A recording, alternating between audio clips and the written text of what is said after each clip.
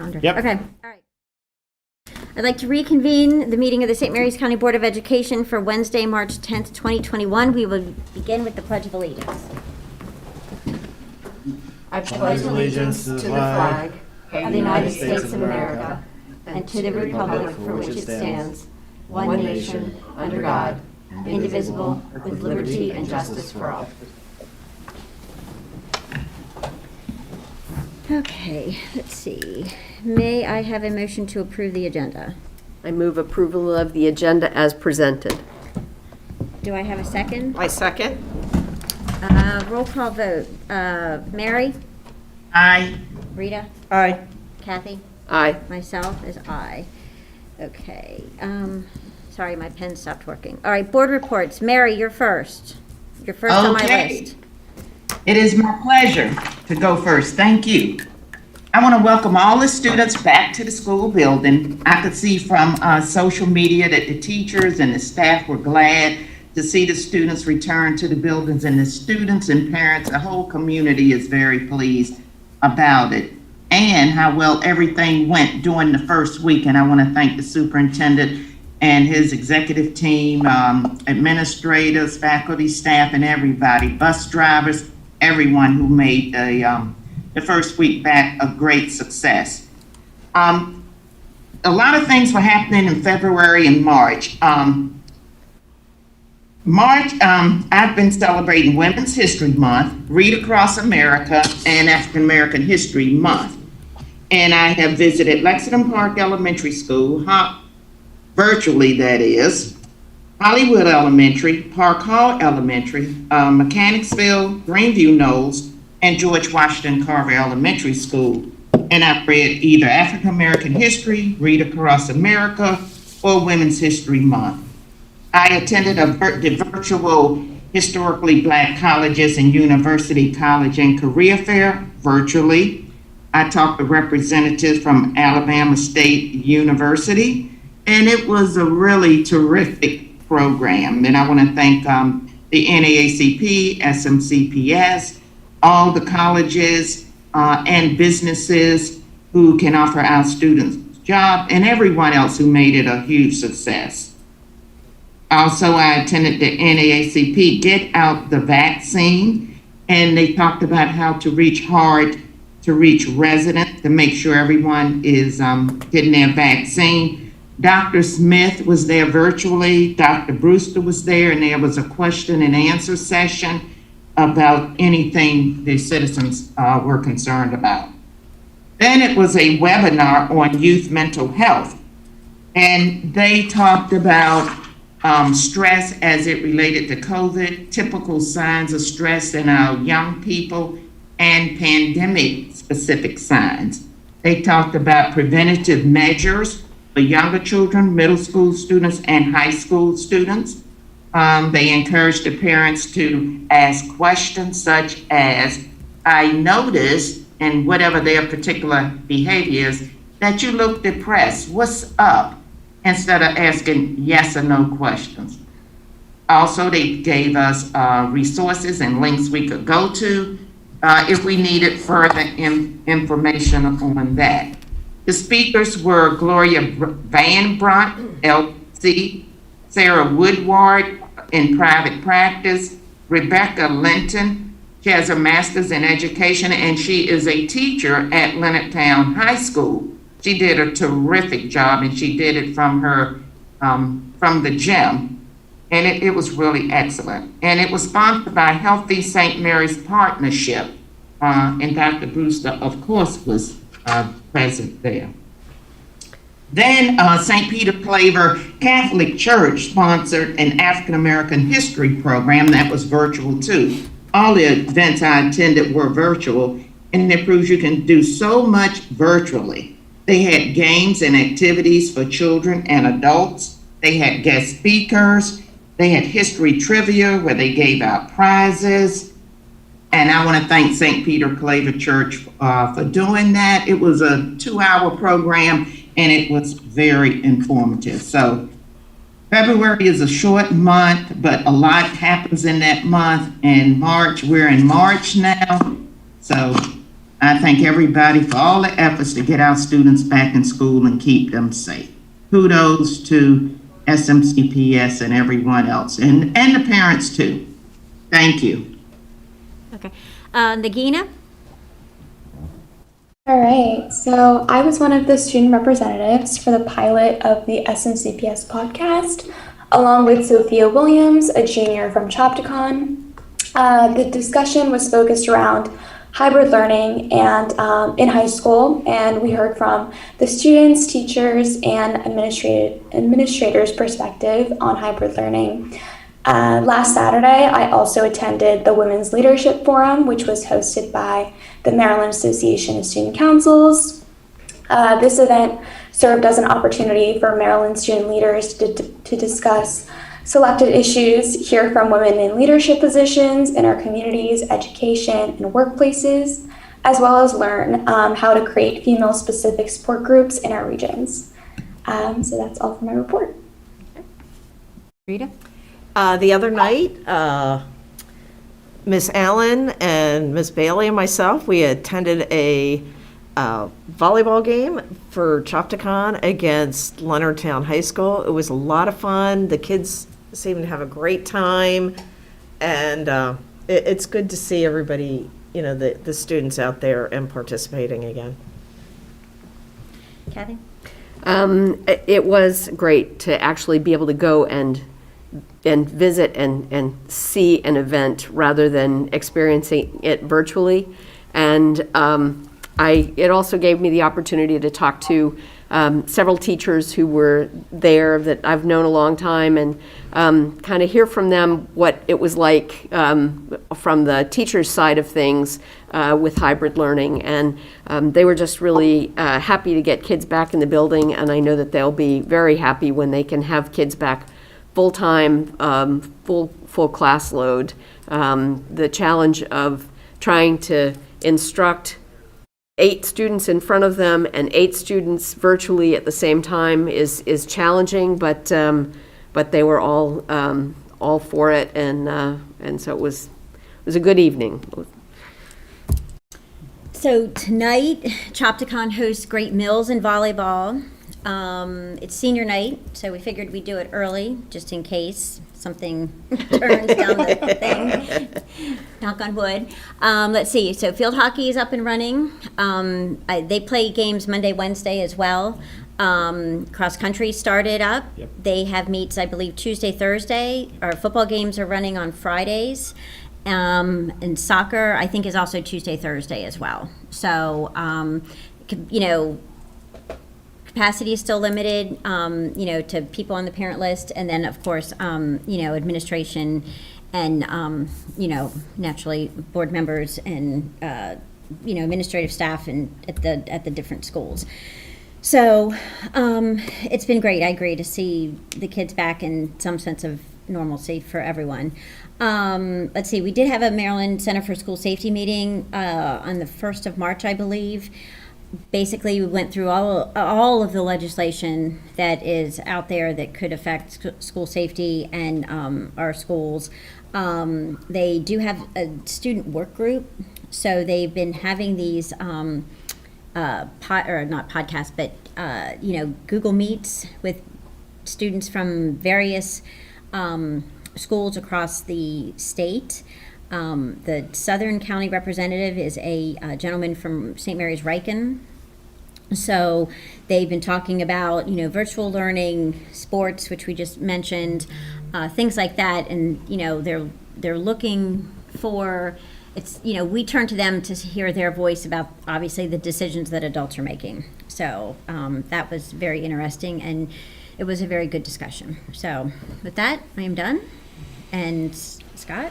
Your turn. Hey, fantastic. So let me pull up my presentation. Let me do a screen share.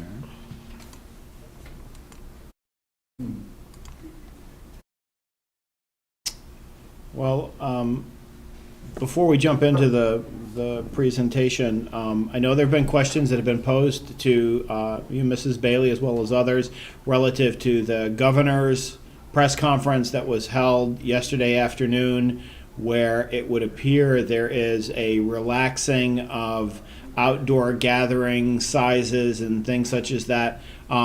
It is to go into effect on Friday evening, and I will let everybody viewing know that before then, we will confirm with the health officer what St. Mary's County's interpretation and application of the governor's lifting of restrictions will mean for St. Mary's County public schools in particular. So we will have that information out to people on Friday, probably by Friday midday, in the event that we are going to be able to allow more spectators to attend, particularly the football game. Because I did get to attend my first football game of the 2020-2021 school year on Friday night at Great Mills High School, who was hosting Leonardtown. Man, it was a cold night. It was a cold night. It felt like winter. And I will tell you that there were warm spirits. There were fans in the stands, far apart. And honestly, it was a really good game. It was really great to see the kids. And the Great Mills High School cheerleaders were performing without wearing leggings for the first part. Afterwards they did, indeed suit up and all that. But it was great. And I got to meet and talk to a gentleman by the name of William Barnes, who graduated from Leonardtown High School when I was principal in 2004, and I got to catch up with him. It was wonderful just having that kind of you come across somebody and you have that great conversation, and that's really the joy of being able to kind of reconnect with people in general. That was what we saw with everybody there. Everybody was kind of interacting with each other. Everybody was talking to one another. And if indeed the interpretation is that we'd be able to allow more fans into the games, I can't wait to see that really kind of take off in St. Mary's County. So, quick update. We are in phase 3. We have been in phase 3 since last Monday. We are on day 8. Monday, Tuesday, Wednesday, Thursday, we had kids in. Monday, Tuesday, Wednesday, we have all of our kids in, from our littlest learners to our biggest learners, Head Start through our seniors. And overall, it's been going pretty well. Across the county, we have seen a continuing decline of the new cases by week to 120. So there were only 120 reported cases last week, down from the highest of 433. So that's really good news. We are looking specifically at St. Mary's County Public Schools data. So of those 120 cases last week, 5 of them were our students attending in person, and 4 of them were staff members. So of the 120, 9 are attributed back to either our students or our staff. Keep in mind that for staff, we have 2,300 staff members, and for students, we have 13,000 students who came back to school. So although we are seeing an increase in numbers, it is a very manageable number. We are able to work through it. Just kudos to all the staff at schools who are really working through this process as we move from day to day. Each day is an opportunity to learn more and get better. Here we are in March. We're already on the 10th of March. We're going to follow pretty much where we are till the end of this month. I will not put up the calendar for April yet, because we are going to get through the next week before we really start talking about what April looks like. But there are going to be much larger conversations about what the 4th marking period looks like for St. Mary's County Public Schools if we continue to see the success that we're having in bringing kids back, and the leaping forward for some of these kids who have really struggled online, being able to actually interact with their instructor 2 days out of the week has meant the world to them. What we're hearing from teachers is we have some of the more disengaged students now re-engaging, and they're being overwhelmed with makeup work because they're catching back up, and that's really important. We've been approached. The County Times, I think, is writing a story about the amount of children who have failed a course in the 1st or 2nd marking period. We hope that the emphasis of that story is on everything that our teachers and our administrators and our counselors and our social workers and everybody are doing to help kids recover, and we see that recovery going on, but who knows what the story might be. I was also reached out to by Madison Bateman with Southern Maryland News to talk about, look back, it's been a year.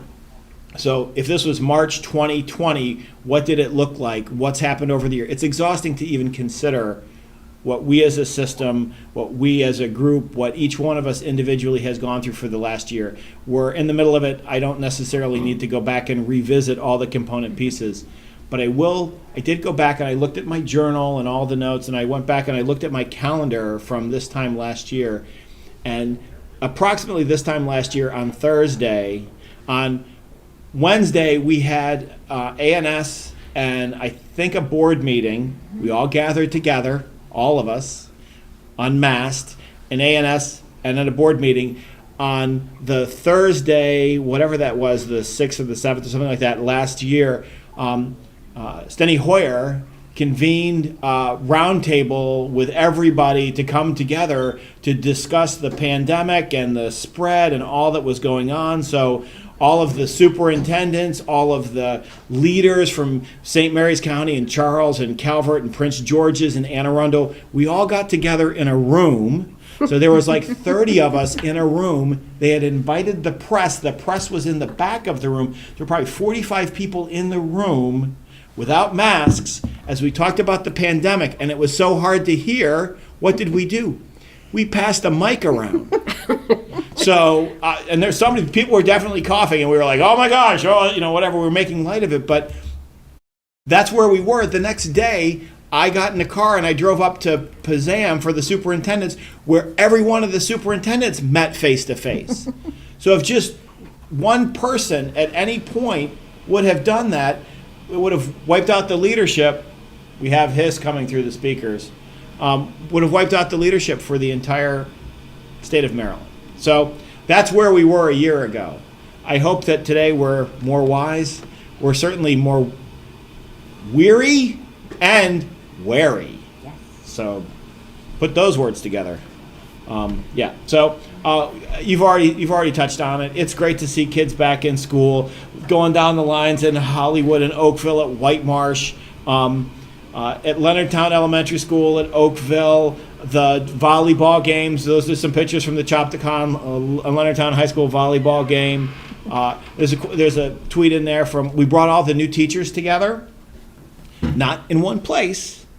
We did regions, so we had one cohort group that was at Esperanza Middle School. We had one cohort group that was at Leonardtown Elementary School. We had one cohort group that was at Chopticon High School, and we had appropriately social distance teachers at each one of them. We also had some teachers who did not feel comfortable coming in and wanted to join us virtually, or for whatever reason joined us virtually. And so I presented to the first cohort group in person as well as while I was online, similar to what honestly we're doing right now, and it went poorly. It was hilarious. The technology didn't work. We couldn't hear each other. The teachers got quite a kick out of it because I did not walk a mile in their shoes. I walked a good solid 10 feet, and I was unsuccessful. So gave me a deep appreciation, and I hope everybody really understands the incredible efforts that our teachers are going to teach kids every single day.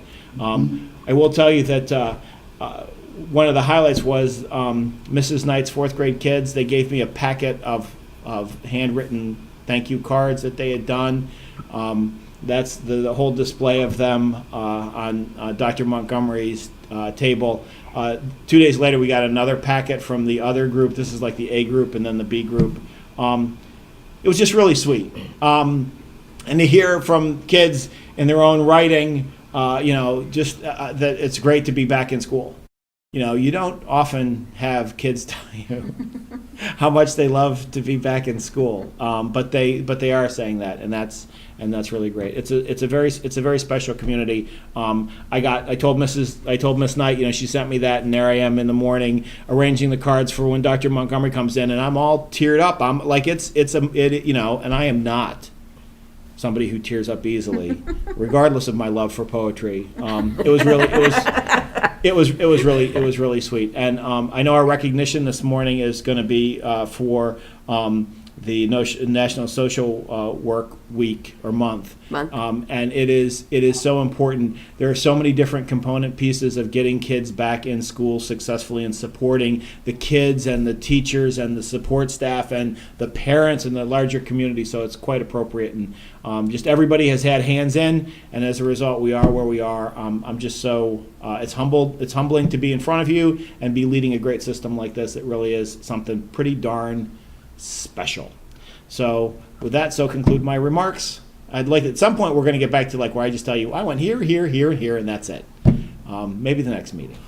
I will say, just in interacting with several of the high school students through, my daughter's friends and different things, they have made the comment, just being in school for 2 days, this was last week, they're like, well, we feel like we've learned more in 2 days than they have, in the prior time. So not with the thought process that Schoology was not meeting what they needed.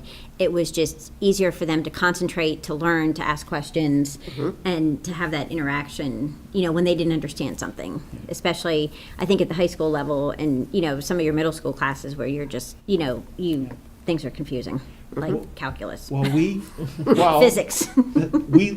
we are absolutely social creatures. We learn best when we are together and we can bounce ideas off and we see each other and we have that connection.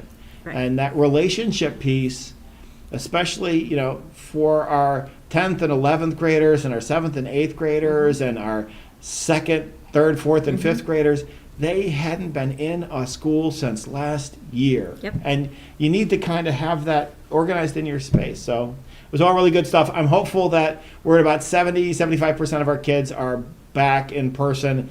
We're going to put a real push on because I'd like to see over 80% of our kids back in school when we begin the 4th marking period. So parents, if you've been hearing about the successes, if you've been seeing it and you're going to make the decision you want your children to come back in the 4th marking period, please reach out to your schools. We really want your child back in school. So with that, thank you.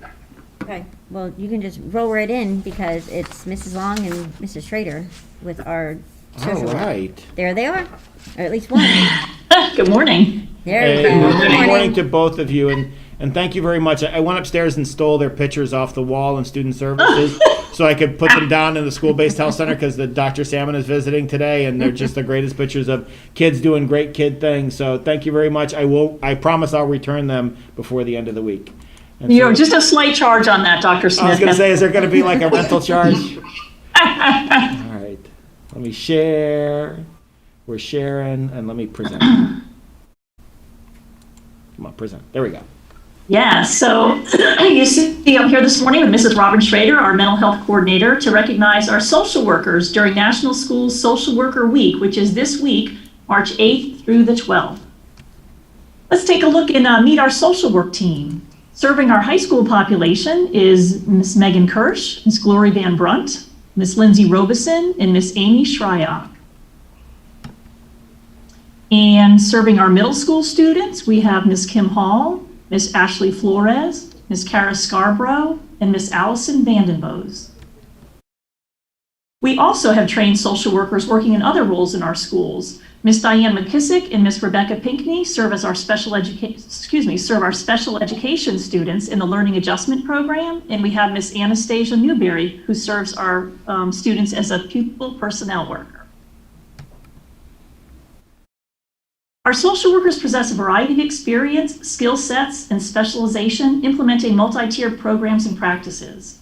Social workers throughout St. Mary's County Public Schools have specialized skills in the areas of social, emotional, and mental health, substance abuse, trauma, and grief. They are trained in trauma-focused cognitive behavior therapy. They emphasize the whole child, linking students and families to needed services from community-based providers. Social workers consider barriers to learning, empower students, and offer a voice for marginalized students. They are dedicated to supporting our students and families.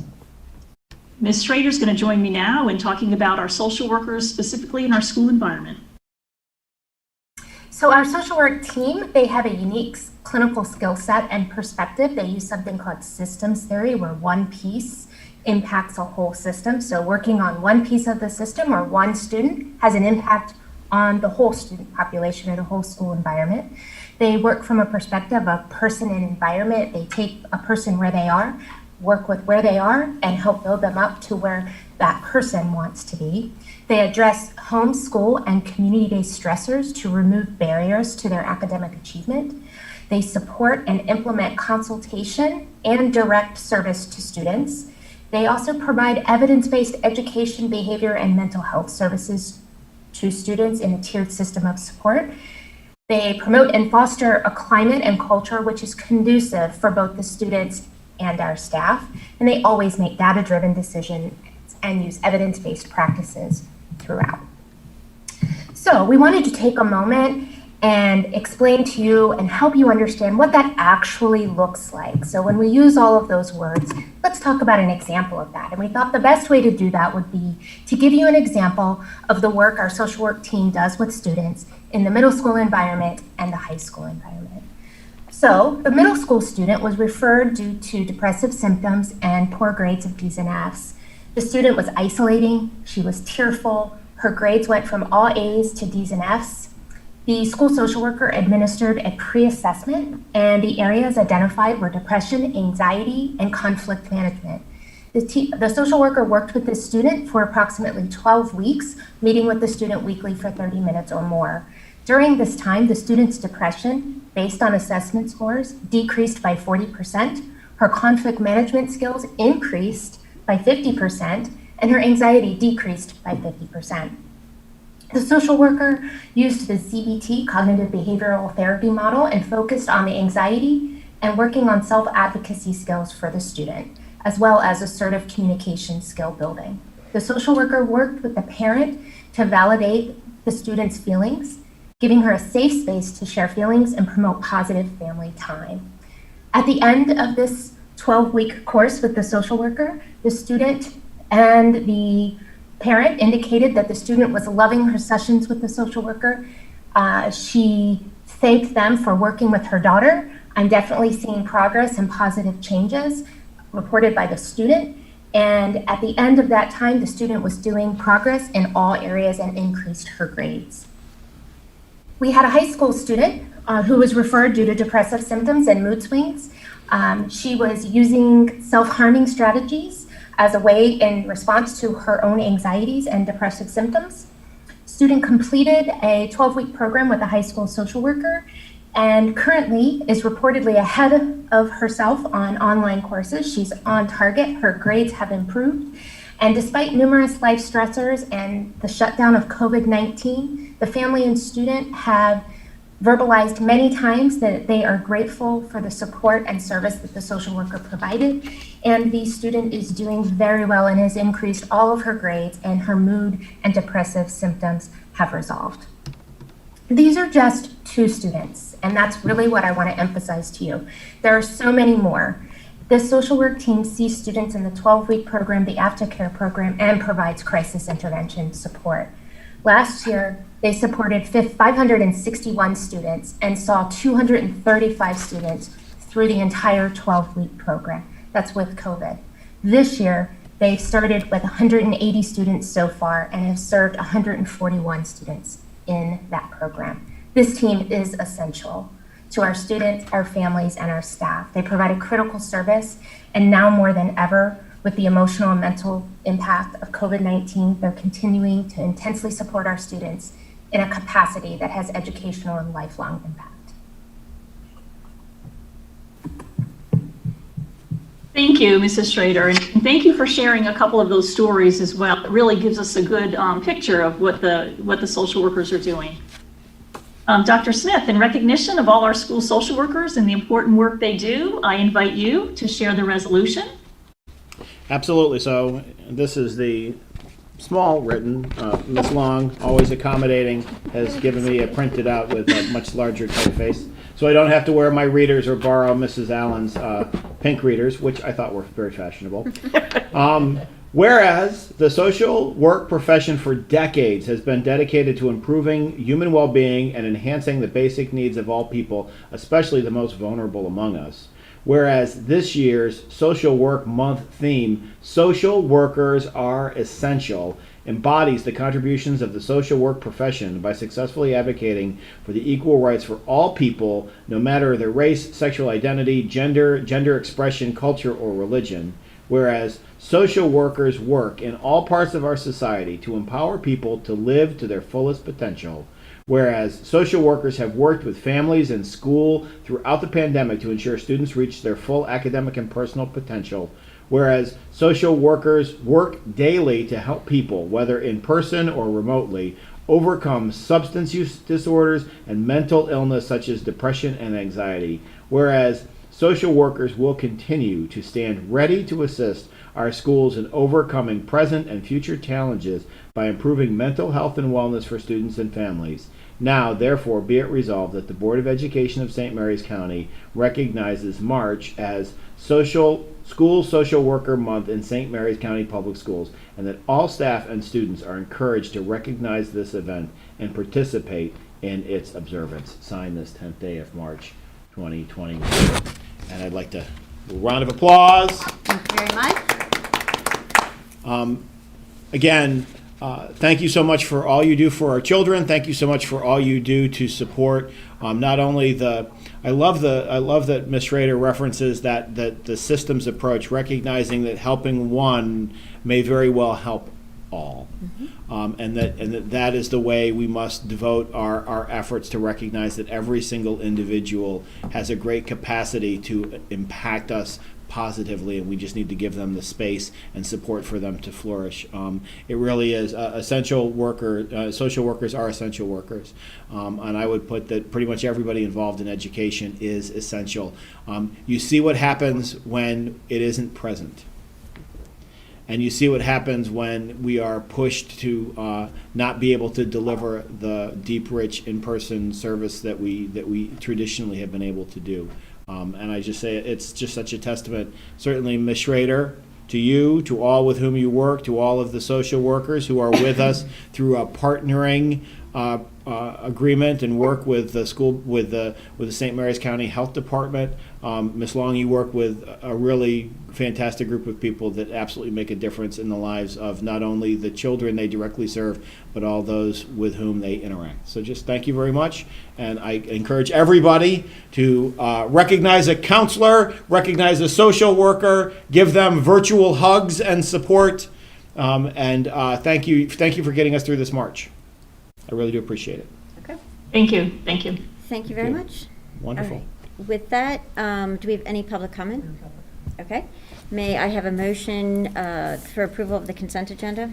I move approval of the consent agenda as presented, which consists of the approval of minutes of February 24th, 2021, personnel teachers. There are no ANS appointments, Department of Food and Nutrition Services, freezer meals, Department of Transportation, purchase of school activity buses, and Department of Information Technology, purchase of technology items through E-rate. Do I have a second? I second.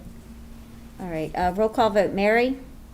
Aye. Rita? Aye. Kathy? Aye. Myself is aye. All right. Motion passes. Let's see. First up is duct installation abatement services at Green Holly.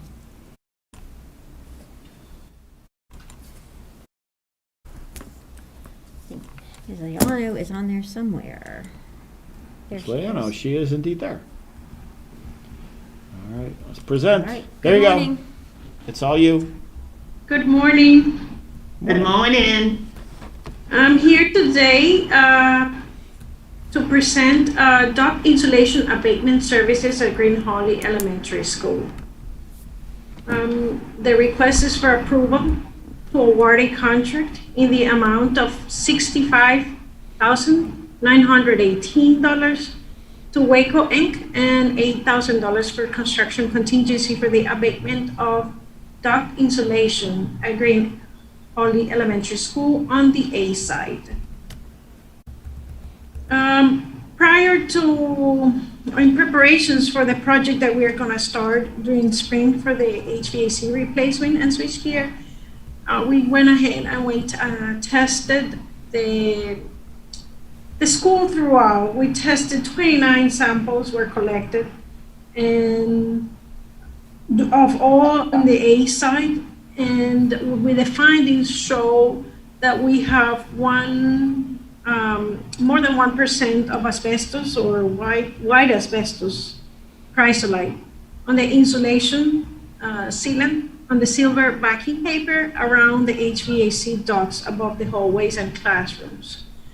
This has to be removed by a proper licensed asbestos contractor, and we had chosen to do it prior to the start of the project. So we are going to be working with the contractor assigned to the general contractor for the project, and we're bringing this specialized contractor so they can do the demolition of this specific item. The length of the project is expected to be 2 weeks, and we are scheduling them to start as soon as school ends. We're working with the school to move all the offices that are in that area so we can close that area for the abatement. And we will be completing it in June so the contractor can do the rest of the demolition. We are following us in procurement method, a contract based on Fairfax County Public Schools. The date of the award was May 31st of 2019, and there were 2 one-year renewal options. So it's available until this May. We're using the line 23 of that contract, which is the duct insulation seam sealants, and the cost is $5 per linear feet. And we are estimating around 17,000 linear feet for this project to be removed. The selection that we're recommending is a firm called Waco Inc. They do have multiple locations, Maryland, North Carolina, West Virginia, and Virginia, but they have an office right here in Mechanicsville. And they've been performing asbestos abatement since 1979. Their proposed fee is $87,890, but due to the amount of quantity that it's being requested, they are offering us a 25% discount. That puts us at total in $65,918, and we are asking a contingency of $8,000 just to be in the safe side.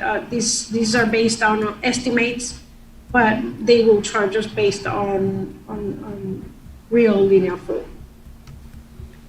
And at this moment, we ask that the Board of Education approve this agenda item as presented, and I am open for questions. Nagina, do you have any questions? No questions, thank you. Mary? No questions, but comments, please. It's good. This company's been in business since 1979. They do this type of business. They are a local contractor, which is good for our local economy. And they gave us a 25% discount. So that's very good. And I appreciate it. Thank you. Thank you. Is there any asbestos in the ductwork in the other building, Building B?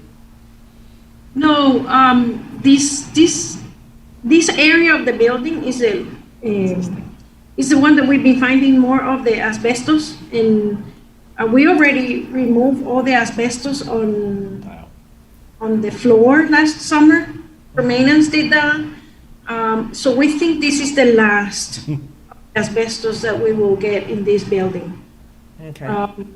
And due to the work that we don't remove asbestos until we have to remove them and work on them. The other side has been renovated. Okay. All right. Thank you. Kathy? I don't have any questions. Your presentation was very thorough and answered all the questions that I had. Thank you. Okay, may I have a motion? I move that the Board of Education approve the contract award to Waco Incorporated in the amount of $65,918 and a construction contingency in the amount of $8,000 for duct insulation abatement services at Green Holly Elementary School A side. Do we have a second? I second. Okay, roll call vote. Mary?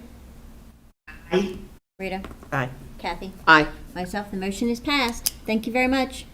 Thank you. Okay, and we have an information item with Dr. Montgomery and Dr. Jaffers on our 2020 graduation cohort data. Yes, good morning, everyone. Dr. Jaffers and I are going to share our 2020 graduation data this morning. We'll present the data for the county and the data for each school, and then overall supporting mechanisms that we have in place. Dr. Jaffers? Yep, so here's just a nice sort of graphic of the numerator and denominator as to how we sort of simplistically calculate the four-year graduation rate. You can see the inputs for the numerator divided by the sort of the denominator, and you could see that metric quantifies our graduation rate for 2020. Basically, we onboard students in August of 2016. We have students that transfer in and out, and then at the end of their experience in 4 years, we have to report to MSTE and to our board the number of graduates before the first day of the next school year. Okay, if you just take a moment to notice and wonder on this slide, as you can see, we have a dip in the data. We had a little more than a 2% decrease, going from a 94.33% to a 91.98%. We've enjoyed a very positive trend in our graduation data since 2011 and haven't been below 93% since 2013. Just as an FYI, we had 50 dropouts for this cohort. 14 of them were African American, 20 were white, 11 ELLs, all from Great Mills High School, and 9 students with disabilities and 22 farm students. Dr. Jaffers? Yes, so we really want to make sure that the trend's intact. I don't know if people trade stocks, but the idea is we want to be, we don't want to be lower than the lowest or higher than the highest. We want to keep that trend intact. And I think we have a trend here that's, we did take a bit of a hit this past year, and we're going to unpack this data by student. We're going to get down to the nitty gritty and unpack why we had a bit of a dip. But basically the idea, as Dr. Montgomery said, the trend is still pretty much in place since 2013. We're sort of still on that ascension overall for our farm and economically disadvantaged students. Same thing with our African American students. The trend is, we haven't broken the trend. We haven't been lower than the lowest low. So I feel mathematically and from a data analytical perspective, the trend is clearly still in place. I think we're going to be challenged once again, not just with our African Americans this upcoming year, but with all demographics as we head into our cohort for 2021. But nonetheless, we did take a dip, and we have to own that dip, and we will attempt to mitigate that gap going forward. Okay, so for each slide that we're going to do for each individual school, I'm going to discuss the data, and then before you advance to the next school, Dr. Jaffers is going to discuss the trend. So as you can see, Chopticon's overall graduation rate this year was a 95.37%. They actually had a slight increase, as in 2019, they graduated 95.32% of their students. The chart at the bottom of the slide shows a slight decrease for African American and farm students and a slight increase for white students and a significant decrease for their special education students. They had almost a 5% drop for their special education students. 30 out of 33 African American students graduated on time, and 59 out of 70 farm students graduated on time. Dr. Jaffers, if you'd like to discuss the trend? Wait, Yeah, absolutely. Wait 1 second. So just so everyone understands, on the data, the number of students, based on what your category is, you could be counted more than once. Yes. Yes. Right? So I just need to make that point clear. So if you were a free and reduced meal child who was also special education, you are counted in that Twice. in that number twice. So Yeah. and so that is an important, when we look across the entire system, we saw a decrease overall for all students, but then we saw African American, economically disadvantaged, special education, and the extent to which people in those cohorts were multiple things. Correct. That's definitely demonstrated through the data. If you were an economically disadvantaged African American student, that's where we saw the most dramatic decline last year, and specifically at Great Mills High School. Not so much at Chopticon or Leonardtown, but at Great Mills High School. And we'll talk a little bit more about what that might mean for the larger communities each school serves. Okay. So I'll just, what I'll just say quickly about the trends for each of the schools. They all have their own unique identity, just like students. Students have to be treated and differentiated with the instruction. I think the same approach has to be held for schools as well. And as you can see, the trend is still in place. We haven't pierced our lowest low yet for any of the disaggregated groups. So as long as we continue that upward trend, the trend is still in place going forward. Thank you. Okay, so for Leonardtown, Leonardtown's overall graduation rate this year was a 96.26%, and they actually had a slight increase as well, as in 2019, they graduated 95.65% of their students. The chart at the bottom of the slide shows a significant increase for African American and special education students. There was also an increase for farms and white students. 40 out of 41 African American students graduated on time, and 34 out of 38 free and reduced meal students graduated on time. Dr. Jaffers, the trend? Yeah, once again, the trend is still in place. Clearly, as Dr. Montgomery said, we did bump up in every one of those disaggregated categories. So again, the trend is firmly in place at Leonardtown High School.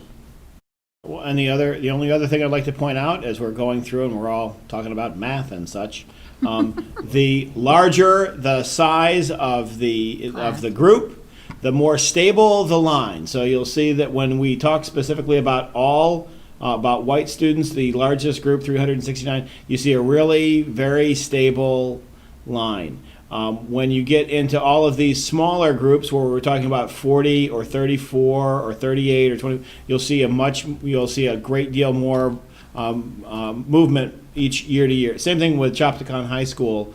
When we're talking about the smaller disaggregated student groups, you'll see that it can, just a few children can make a grave bit of difference. So Great Mills High School is where we saw the greatest challenges in our data. Their overall graduation rate this year is 85.05%. They had a significant decrease from 2019, where they graduated 92.99, almost 93% of their students. So it was almost an 8% decrease for Great Mills High School. The chart at the bottom of the slide shows a significant decrease for African Americans, farms, and special education students. White students had a slight decrease of almost 3%. We had many challenges at the end of 2020 related to the pandemic and working with some of our challenging populations. So Alex and I are going to talk about the specifics of that in a moment. So Alex, the trend? Yeah, and I do appreciate Dr. Smith's appreciation for the power of big numbers. So the power of big numbers makes a lot of sense. When we talk about small cohorts, we're going to have a lot more volatility in the data. And again, once we look at this particular trend, we see smaller numbers. It's going to have a lot more variability. Fortunately, even though we did take a bit of a hit, the trend is still in place. We haven't pierced the lowest low on any of the subgroups, but going forward, it's still very concerning for us that we fell at all. So as Dr. Montgomery said, we'll address that going forward. So. Okay, overall supporting mechanisms. We put our supporting mechanisms into 3 buckets: people, platforms, and performance. And we are confident in our people and their commitment to our students. We have very strong leadership at all 3 high schools. You're very well aware of that, and at the central office. They are people who are committed to students and have, a do whatever it takes mentality. We developed a very robust professional development plan to support our teachers and administrators, and it was very targeted and streamlined. Our staff could access PD whenever they needed it, especially because we were in that virtual environment. They accessed it on the weekends, on evenings, whenever they requested it or needed their access. We introduced virtual instruction for grades pre-K through 12 in March of 2020 and built courses for high school students in Edgenuity provided professional development to prepare our teachers for virtual instruction, and they learned how to deliver content through Google Meets and Zoom. It's hard to believe, honestly, how much we've grown and how far we've come since March of 2020.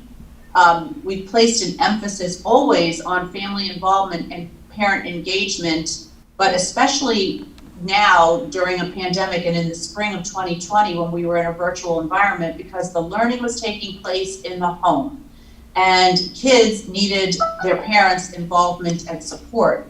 So, so that was a challenge for some of our students who didn't have that involvement. And we continue to offer individualized programs. We continue to offer the Fair Leads programs and the Tech Center and Freshman Seminar. All of those things were still in place, albeit virtually. Dr. Jaffers? Yeah, and just as a gentle reminder, we were virtual around March 13th of last year, 2020. And it seems like we've been working nonstop to contact families, contact students to get them on the platform. As you're well aware of, marking period 4 was clearly a pass-fail option for students. A lot of students didn't have the technology, so when we went and onboarded into an Edgenuity experience for our secondary folks, we did not have that opportunity per se to really sort of capture all the students that we normally do. As far as our platforms go, we've onboarded Schoology as a learning management system for us. In this current year, we've accelerated that by 14 to 16 months. But we also always have had the Performance Matters data repository that helps to drive our instruction. And we also utilized a lot of the Performance Matters attendance and behavioral data to really sort of give us a 360-degree viewpoint of every student.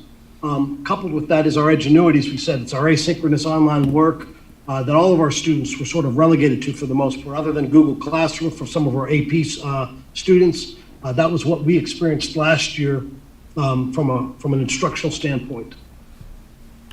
And before you leave that slide, I just want to emphasize moving forward that we will continue to use the Schoology platform, even though we are back to hybrid instruction and have kids back in buildings. When we get to a 5-day-a-week instructional model again, when we get back to that, we will continue to use Schoology as a learning management system and Edgenuity. So we will still have those things in place.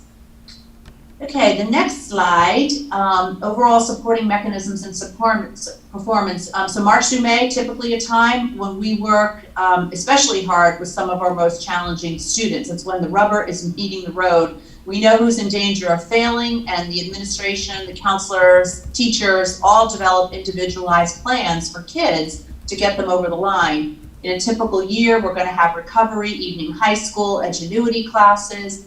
But in the spring of 2020, we were very limited. You've heard us say over and over again the importance of relationships and how important they are for kids and in kids moving forward.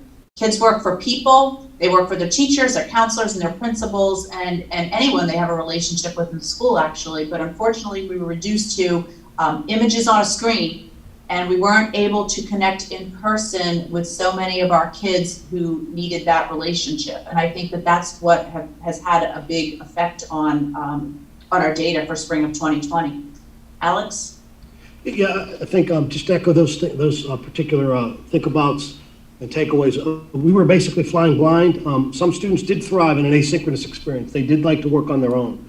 Some students that have social anxiety, they do like to work by themselves on the computer asynchronously, but that's few and far between. Most of our students we're all people driven, and we're in the people business. So I do feel like the face-to-face relationship side was definitely lost on the large majority of our population since March 13. Unfortunately, we're getting back to some normalcy. Thank you. Okay, so what are we doing this year? First of all, we're in person at least part of the week, and that matters. Students will have choices for recovery. Teachers can develop recovery options for kids. They can access Edgenuity for marking period recovery or do assignments that the teachers assign to recover grades. Alex's office developed a flyer for parents so we can educate parents on the recovery options so that they can help their children. They can contact their teachers. We reference voice and choice for instructional activities this summer, and you heard this at our last Board of Ed meeting. We are going to have quite a robust summer recovery plan. Students can participate in summer recovery in person, synchronously through the Schoology platform, which is what they have been doing all year, or asynchronously through Edgenuity, where they can work at their own pace, at their own time. So we have something for everyone. That's what Alex likes to say, pre-K through 12, and that is the truth.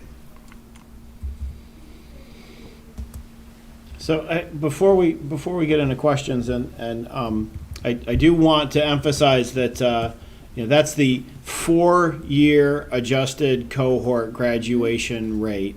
There's also a 5-year adjusted cohort graduation rate, and that's ultimately the rate that we look at, that the state looks at to evaluate the effectiveness of the overall system. So even though children may not have graduated on time with their peers last year, as long as we've been able to maintain a relationship with them, we can get them across the line perhaps this year. So, and that has been the challenge in the pandemic, where normally staff at all of our high schools put eyes on these kids pretty much every single day from January, February, and then March, April, May. We are living with these children. We are with them every single day. We are calling them at home. We are doing after-school programming. That happens every single year from forever. And that's how the last 5% of kids actually get across the stage, because they need that direct, absolute, committed relationship with an adult to do it. And we weren't able to do it last year. And that's the data is the data that we get. So we are very glad that we find ourselves at least back in hybrid right now, and that we are able to lay eyes on kids at least 2 days a week. So a lot of great work has been going on. I can't say enough. Look back where we've gone in a year. There's just so much stuff. As far as summer school, people are asking questions of board members and asking questions. What summer school? Right now, let's focus on your children going back to school, making their work up if they are behind, and trying to do the very best that they can do for the month of March. When we get into April and we start the fourth quarter, we will be directly having conversations with every single child who is challenged or is struggling, and talking about what is available for them by invitation over the summer, and then what will be required of some children. Because the one thing we can't have is we can't have a child who has not learned what they've needed to master this year moving on to the next grade level next year. There has to be that intervention. There has to be that recovery. There has to be that required catching up. And so if it seems like people are looking for information, I can assure you there'll be more than enough information available as we get into the month of April and May. And every parent, your child, whether they need to go to summer school or not. That's probably something that's you already know it. So if you know it, honestly, we know it too. So it'll be great conversations in April. My only comment is that, and I appreciate Dr. Jaffers with his, graphic trend and the dip, right? If you look back over the whole history of education, I don't think anyone could have expected anything like what happened a year ago this month to occur. So the fact that our dip was as little as what it is just testament to everyone's dedication and ability to try and reach those students. So we have no idea what some of these families whose children didn't graduate, what they went through, whether they moved for a job, whether they had to go back to work, whether the children had to go to work, whether someone had to go to work, and now our students were the primary caregivers while their parents were at work. So it's just, I just urge, I don't want anyone to paint a broad brush across what this data is, because it is so unfair to those individuals who just had to give something up, and unfortunately that was school, because their family needed to do what they needed to do. So, I commend everyone, and when Scott and I talked about this on Monday, and I think Dr. Jaffers and Scott made the same point, looking at whatever that group of students was that we had already identified in March of last year that might not walk across that stage at graduation, and then whatever that number was, and then how many we did help, I think is probably a more positive number, because that other group, like I said, you have no idea what their family or personal circumstances were that just unfortunately pushed school to the side for a few months. So that's all I have. I mean, so great work to everyone and the efforts that are being made, and for the plans moving forward. So let's see, Nagina, you're at the top of my screen. No questions, thank you. Mary, you're muted.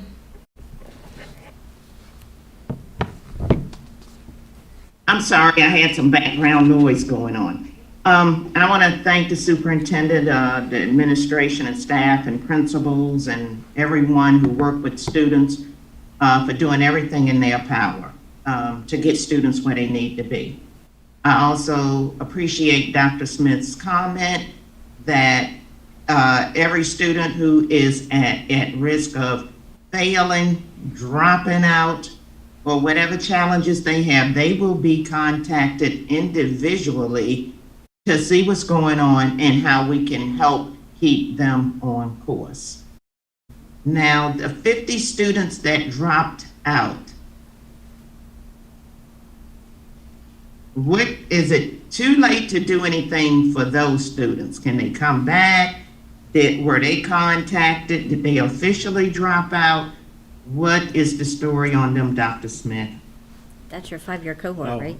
Yeah, I can tell you. So we never give up on anybody. And so if we were not in a pandemic, we would have more resources to do home visits and to draw them back in. But for anybody who has withdrawn from school, they can re-enroll and we can actually be working with them. That has been the greatest challenge that we have, is that people simply disappeared at the end of the year and we haven't been able to find them anywhere. And this is concentrated in certain parts of the county where they, at the end of the year, they stopped attending, and no matter they aren't at their address, we don't have active phone numbers. We have to do W-50, whereabouts unknown. So I will tell you that is the work of every single school counselor, administrator, is to find each one of these students. And I would imagine that when we get to the end of this year's data, they do a statewide cross-LEA reconciliation where if somebody might have disappeared from St. Mary's County, they might pop up someplace else. So I think that should be telling. But we never give up on anybody. We want to bring all of those kids back in and provide them a whole host of ways that they can be successful in schools and successfully complete school. Okay, thank you. Thank you. Ms. Washington, if I could comment, we just pulled the 50 students. We're down to 40. We're down to 49 students now. A student completed some work over the summer. Student in particular had 18 and a half credits. They're so close. So I believe that what Dr. Smith's saying is we're going to get the green light to go and sort of, once we take care of the people that are on our rolls presently, we're going to go out and have some outreach specifically to those individuals that have not made it over the threshold. Yeah, that would be appreciated, because some of them might decide to go get their GED or, something else, but everybody needs some kind of high school diploma at least, or a GED. Yep. And some of them may go to CSM to do that. So thank you for all those efforts, because even one, which you say you work with, made a difference in the life of that student. Absolutely. And for generations to come. Absolutely. So that's really appreciated. And I know everyone is working very diligently to get in contact with each and every student and make sure they get across that line. So it's more than the school system working with the students. It could be the health department, counselors, social workers, medical people, housing, food insecurity, housing insecurity, just all kinds of things that have impacted families, especially with COVID. So it's gonna take the whole county to help us to get these students what they need so they can become productive members of society. And then everybody's working hard to do that. Okay. Rita, do you have any questions? No questions. No questions. All right, anyone have anything else on graduation? Okay. Nope. Anyone have any other comments? All right. If not, our next board meeting is on Wednesday, March 24th at 6 p.m. and we are adjourned.